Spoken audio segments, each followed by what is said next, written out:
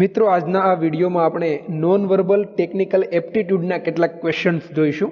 આ પ્રકારના questions multinational કંપનીના પ્લેસમેન્ટ કેમ્પસમાં પૂછાતા હોય છે। તો આજના આ વિડીયોના પહેલા ભાગમાં આપણે 10 ક્વેશ્ચન જોઈશું જે ઇઝી થી મીડિયમ પ્રકારના છે। તો ચાલો જોઈએ ક્વેશ્ચન્સ તરફ।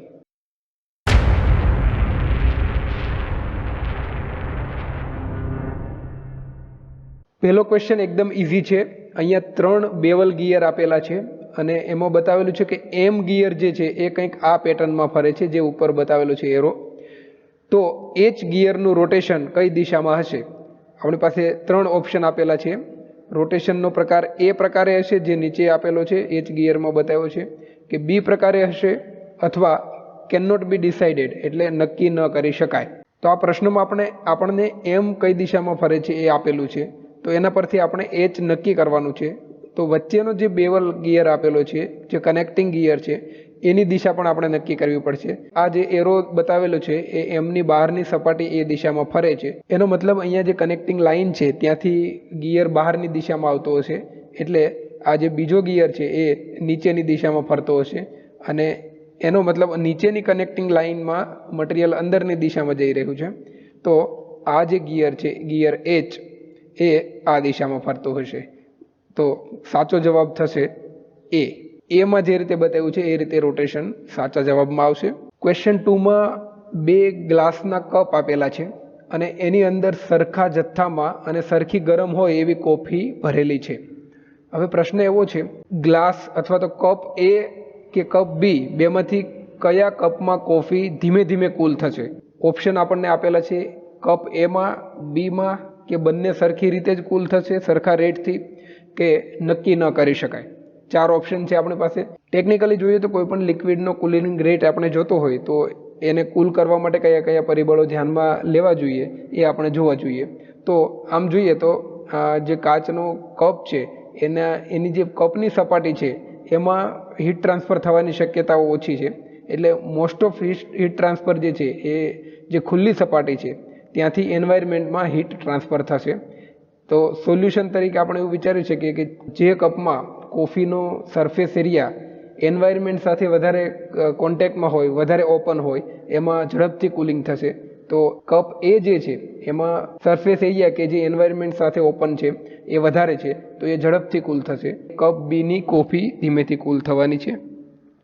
તો સાચો જવાબ થશે બી। અહીંયા એક વ્હીલ સિસ્ટમ આપેલી છે જેમાં રોપથી વ્હીલને કનેક્ટ કરેલા છે। તો એમાં આપેલું છે કે ડી જે છે એ એન્ટી ક્લોકવાઇઝ ફરે છે, તો એની દિશા કઈ હશે? ઓપ્શન કંઈક આવા છે, ક્લોકવાઇઝ, એન્ટી ક્લોકવાઇઝ, કે system jams, can not be decided. તો અહીંયા બધા ગિયર ઇન્ડિવિજ્યુઅલી અલગ અલગ છે એટલે સિસ્ટમ જામ થવાનો કોઈ પ્રશ્ન લાગતો નથી। તો એની દિશા નક્કી કરવા માટે આપણે 1 બાય 1 જે ગિયર સિક્વન્સમાં, ગિયર અથવા વ્હીલ સિક્વન્સમાં જોડેલા છે એક પછી એક એમની દિશા નક્કી કરતી જવી પડશે। તો સૌથી પહેલાં તો ડીની દિશા આપેલી છે એન્ટી ક્લોકવાઇઝ। તો અહીંયા જે એરોહેડથી દિશા બતાવી એ ઓબ્ઝર્વ કરીએ તો એની સાથે જે બેલ્ટ જોડેલા છે અથવા રોપ જોડેલા છે એમની દિશા અહીંયા તમે જોઈ શકો છો। ડી જો આ રીતે ફરતું હોય તો આ રોપ આ રીતે મૂવમેન્ટ રોપની હશે। તેના પરથી આપણે નક્કી કરી શકીએ કે સી જે છે એ ક્લોકવાઇઝ ફરશે। હવે સી સાથે બી ડાયરેક્ટલી જોડેલું છે એટલે એની સાથે જોડેલા રોપની દિશા આવી રીતે નક્કી કરી શકાય, અને એના લીધે બી પણ ક્લોકવાઇઝ ફરતી હશે। બી સાથે એનું કનેક્શન ક્રોસ કનેક્શન છે, એટલે અગેન આપણે એની એરો દ્વારા દિશા જોઈએ તો એ એન્ટી ક્લોકવાઇઝ ડિરેક્શનમાં ફરતું હશે। તો સાચો જવાબ થશે anti clockwise. Question number 4। Question number 4માં 3 અલગ અલગ સાઇઝના વ્હીલ એ બી સી આપેલા છે। હવે એ વ્હીલની ફરવાની જે સ્પીડ છે, જે આરપીએમ છે એ સરખા છે, અને એ 1 સેકન્ડમાં 1 રેવોલ્યુશન ફરે છે દરેક વ્હીલ, એ રીતના આરપીએમ સેટ કરેલા છે। બીજી એક માહિતી એવી આપી છે કે વ્હીલ એ જે છે એ એકદમ હળવું છે, બી મધ્યમ છે, અને સી સૌથી વજનદાર હેવીએસ્ટ છે। હવે આ પ્રકારના જે વ્હીલ છે એ અલગ અલગ કારમાં લગાવવામાં આવે આટલી સાઇઝના, જેમ કે કોઈ એક કારમાં 4 સી સાઇઝના વ્હીલ લગાવ્યા, બીજી કારમાં બી સાઇઝના, અને ત્રીજી કારમાં એ સાઇઝના વ્હીલ લગાવ્યા છે। અને ત્યારબાદ આ 3 કાર વચ્ચે જો 1 કિલોમીટરની રેસ કરવામાં આવે તો રેસમાં કોણ જીતશે? તો ઓપ્શન આપેલા છે કાર એ, બી, સી, કે ઓલ આર ઇક્વલી ફાસ્ટ, બધી કાર સરખી સ્પીડે જ જશે। તો હવે આપણે જે ડેટા આપેલો છે એમાં દરેક જે વ્હીલ છે એ 1 સેકન્ડમાં 1 રિવોલ્યુશન ફરે છે. એનો મતલબ 1 સેકન્ડમાં એ એના સરકમફરન્સ જેટલું અંતર કાપશે. એટલે એને જે કાપેલું ડિસ્ટન્સ છે x એ પાઈ ડીના સમપ્રમાણમાં હશે. હવે પાઈ કોન્સ્ટન્ટ હોવાથી ડીના સમપ્રમાણમાં એવું અહીંયા આપણે તારવ્યું. તો આપણે રેસ છે એટલે ટાઈમને ધ્યાનમાં લેવાનો છે. તો ટાઈમ જે છે એ કાપેલ ડિસ્ટન્સના વ્યસ્ત પ્રમાણમાં હોય છે, આપણે ફોર્મ્યુલા જાણીએ છીએ. ટાઈમ જે છે એ એના ડાયામીટર છે જે ડી એના વ્યસ્ત પ્રમાણમાં, એટલે જેનો ડાયામીટર મોટો હશે એ ઓછા સમયમાં આપેલ અંતર કાપી નાખશે. તો અહીંયા સાઇઝ પરથી આપણે જોઈ શકીએ છીએ કે સી જે છે એનો ડાયામીટર સૌથી વધારે છે, એટલે જે કારમાં સી સાઇઝના ટાયર હશે એ કાર રેસ જીતી જવાની છે. એટલે સાચો જવાબ આવશે સી. Question number 5. આ મધ્યમ પ્રકારનો ક્વેશ્ચન છે. આમાં કંઈક આવી રીતે આપ્યું છે. એક બોટ છે અને બોટ અહીંયા ન્યૂ પોર્ટથી ઓલ્ડ પોર્ટ જવા માટે નીકળી છે. હવે ન્યૂ પોર્ટથી ઓલ્ડ પોર્ટ બરાબર ઈસ્ટ દિશામાં છે એવું અહીંયા દિશા જે સૂચન કર્યું છે એના પરથી જોઈ શકાય છે. હવે બોટ ન્યૂ પોર્ટથી નીકળે છે ત્યારે વિન્ડ અને ટાઈડ, દરિયાની જે ભરતી છે, દરિયાની પાણીની મૂવમેન્ટ અને પવન બંને સાઉથ દિશા તરફ છે, એટલે એમનું બળ સાઉથ દિશા તરફ લાગી રહ્યું છે. પ્રશ્ન એવો છે કે જે બોટ છે એને કઈ દિશામાં ચલાવવી જોઈએ જેથી સૌથી ઓછું અંતર કાપીને જર્ની પૂરી કરે અથવા એની જર્ની શોર્ટેસ્ટ રહે. અહીંયા 3 ઓપ્શન આપેલા છે. આપણી પાસે 3 ઓપ્શન એ દિશામાં જે અહીંયા બતાવેલી છે કે બી દિશામાં સીધું જવું જોઈએ કે સી દિશામાં થોડું નોર્થ તરફ રાખીને જવું જોઈએ. આ 3 ઓપ્શન આપણી પાસે છે. તો આમાંથી આપણે નક્કી કરવાનું છે કઈ દિશામાં બોટ ચલાવવી જોઈએ. હવે એ નક્કી કરવા માટે બોટ પર લાગતા બળનો આપણે રિઝલ્ટન્ટ મેળવવો પડશે, અથવા તો આપણે જે એફર્ટ લગાવવાનો છે ઓલ્ડ પોર્ટ સુધી પહોંચવા એ એફર્ટ કઈ દિશામાં હોવો જોઈએ એ આપણે નક્કી કરવાનું છે. સૌથી પહેલાં તો velocity vector to push boat to old port. આપણે ન્યૂ પોર્ટથી ઓલ્ડ પોર્ટ સીધું જવું હોય તો એનો વેલોસિટી વેક્ટર બરાબર આડો હોરિઝોન્ટલ આવશે, કેમ કે આપણી ઈચ્છા છે કે આ દિશામાં વહાણ જાય, તો એ આપણો એક રિક્વાયર્ડ વેલોસિટી ઓર એક્સપેક્ટેડ વેલોસિટી વેક્ટર છે જે આપણને ઈચ્છા છે કે બોટ ત્યાંથી જાય. પણ પવન અને ભરતી અથવા દરિયાના પાણીની મૂવમેન્ટ એના લીધે બોટ સાઉથ તરફ થોડી ભાગશે, એટલે એના લીધે એનો જે વેલોસિટી વેક્ટર બનશે એ નીચેની દિશામાં હશે, સાઉથ દિશામાં હશે. તો હવે આપણે એ સાઉથ દિશામાં જે ધક્કો લાગે છે એને ઓવરકમ કરવાનો છે. તો એને ઓવરકમ કરવા અથવા એને નલિફાય કરવા માટે આપણો એફર્ટ નોર્થ તરફ પણ હોવો જોઈએ. તો જ આપણે રિઝલ્ટન્ટ તરીકે આપણે જે રિક્વાયર્ડ ડિરેક્શન છે એ મેળવી શકશું. તો આપણા 2 એફર્ટ જરૂરી છે. એક તો જે રિક્વાયર્ડ જોઈએ છે એ આ છે, અને આપણને જે વિન્ડ લાગે છે એને નલિફાય કરવા માટે ઉપરની દિશામાં એફર્ટ લગાડવો પડશે. તો રિઝલ્ટન્ટ મેળવવા માટે આપણે આ રીતે કરવું પડશે. આપણી પાસે 2 ફોર્સ છે તો એનો રિઝલ્ટન્ટ આ દિશામાં મળશે, એટલે સી કરેક્ટ આન્સર થશે.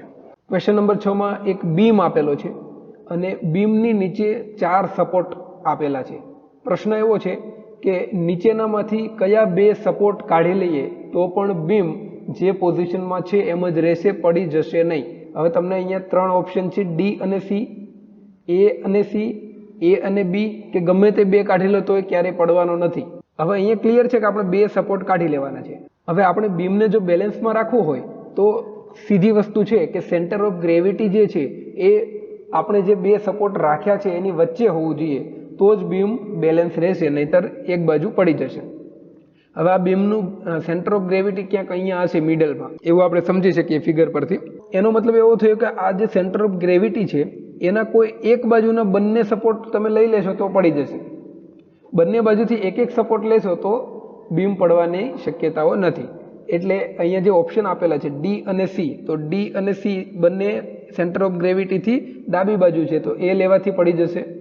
એ અને સી તમે કાઢી લેશો તો બી અને ડી બચશે, તો સેન્ટર ઓફ ગ્રેવિટી એની વચ્ચે જ રહેશે, એટલે એ સાચો જવાબ થશે. હવે એ અને બી આપ્યું છે એ પણ સેન્ટર ઓફ ગ્રેવિટીથી જમણી બાજુ છે બંને, એટલે બચશે કયા? સી અને બી, તો પણ બીમ પડી જશે. તો સાચો જવાબ થશે એ અને સી. ઓકે, ગમે તે 2 કાઢી લેશો એવું નહીં ચાલે, એમાં પડી જાય છે, આપણે જોયું. ડી અને સી કાઢી લઈએ તો પડી જાય છે. હવે આ ક્વેશ્ચનના પોસિબલ આન્સર આટલા બધા છે. જો આ જે કોમ્બિનેશન્સ નીચે મેં બતાવેલા છે એમાંથી કોઈ પણ કોમ્બિનેશન તમે રાખો, કોઈ પણ સપોર્ટ તમે કાઢી લેશો તો પણ આપણો જે બીમ છે એ એમ જ બેલેન્સિંગ પોઝિશનમાં રહેશે. ક્વેશ્ચન નંબર 7માં એક વોલ આપેલી છે અને એની સાથે એક ગ્લાસ મૂકેલો છે. એવી 3 પોઝિશન છે, ત્રણેયમાં ગ્લાસ અલગ અલગ એંગલ પર લીન થયેલો છે, અલગ અલગ એંગલ પર રાખેલો છે. તો આમાંથી કયો ગ્લાસ સૌથી વધારે સેફ હશે, કયો ગ્લાસ પડવાની શક્યતા સૌથી ઓછી છે, એ, બી અથવા સી?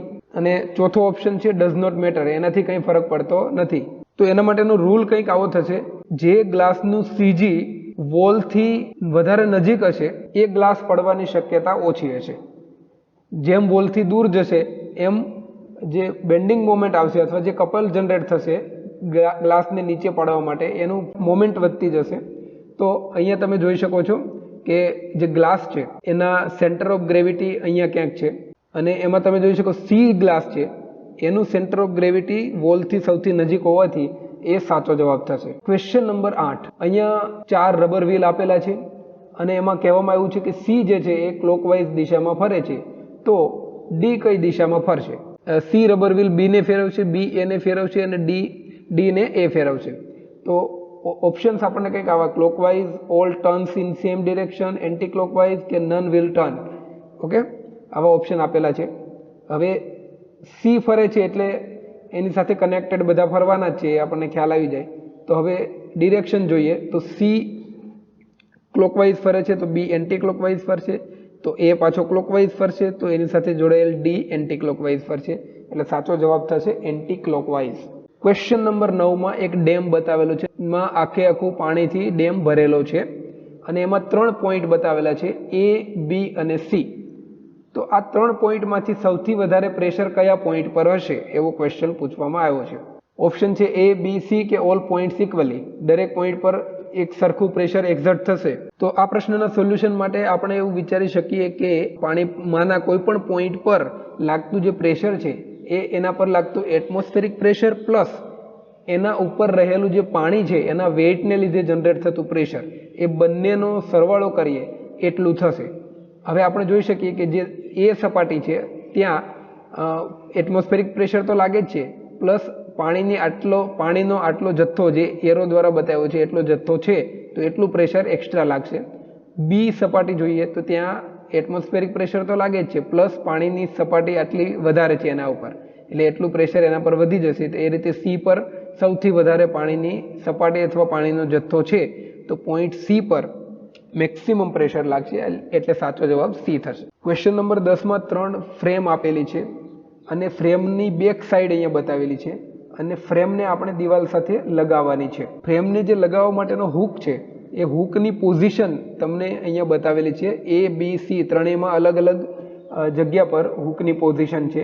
હવે એને દિવાલ સાથે આપણે લગાવીએ તો 3માંથી કઈ ફ્રેમ દિવાલ સાથે વધારે ફ્લેટ રહેશે, દિવાલ સાથે વધારે ચોંટીને રહેશે, ઓછામાં ઓછો ગેપ રહેશે, એ આપણે નક્કી કરવાનું છે. ઓપ્શન ઓબ્વિયસલી છે એ, બી, સી અને ઓલ ઇક્વલી ફ્લેટ. હવે એક વસ્તુ આપણે કન્સિડર કરવું પડશે કે આપણે દિવાલ સાથે જ્યારે આ ફ્રેમને લગાવીશું ત્યારે જ્યાં હૂક હશે એ હૂકવાળો પોઈન્ટ દિવાલથી સરખા અંતરે રહેશે. ગમે તે છબી લગાવો, ગમે ત્યાં લગાવો, હૂકવાળા પોઈન્ટ પર અંતર સરખું રહે છે એવું આપણે કન્સિડર કરવાનું થશે. તો એવું જો આપણે કન્સિડર કરી લઈએ તો હવે આગળની ફિગર જોઈએ તો 3ને 1 બાય 1 આપણે લટકાવીએ તો એ જે છે એનો હૂક પોઈન્ટ ક્યાંક અહીંયા છે અને એનું ડિસ્ટન્સ આપણે એક સર્કલ દ્વારા બતાવેલું છે, એટલા ડિસ્ટન્સ પર જો લગાવીએ અને બી જે છે એને સેમ સર્કલ દ્વારા પણ થોડું ઉપર લગાવવાનું છે અને સીને ક્યાંક અહીંયા લગાવવાનું છે. તો ત્રણેયની પોઝિશન અલગ અલગ છે, પણ જ્યાં આપણે લગાવશું ત્યાંથી છબીનું ડિસ્ટન્સ સરખું રહે છે. હવે ત્યાંથી આપણે જો છબી લગાવીએ તો એ સાથે આવી રીતે છબી લાગશે, બી છબી કંઈક આવી રીતે લાગશે અને સી છબી આવી રીતે લાગશે. તો તમે જોઈ શકો છો કે બીનું જે ઉપર જે ડિસ્ટન્સ છે વોલથી એ મિનિમમ છે, કારણ કે એનો જે ફલક્રમ છે અથવા જે હૂક છે એ ટોપ મોસ્ટ પોઝિશન પર છે, એટલે બી છબી છે એ દિવાલ સાથે મેક્સિમમ ફ્લેટ રહેશે. કરેક્ટ આન્સર બી થશે. પહેલા ભાગમાં બસ આટલું જ હતું. Thank you for watching the video. અને આવા જ થોડા અઘરા ક્વેશ્ચન્સ માટે પાર્ટ 2 અને પાર્ટ 3 પણ તમે જોઈ શકો છો જે આ ચેનલ પર છે. Thank you.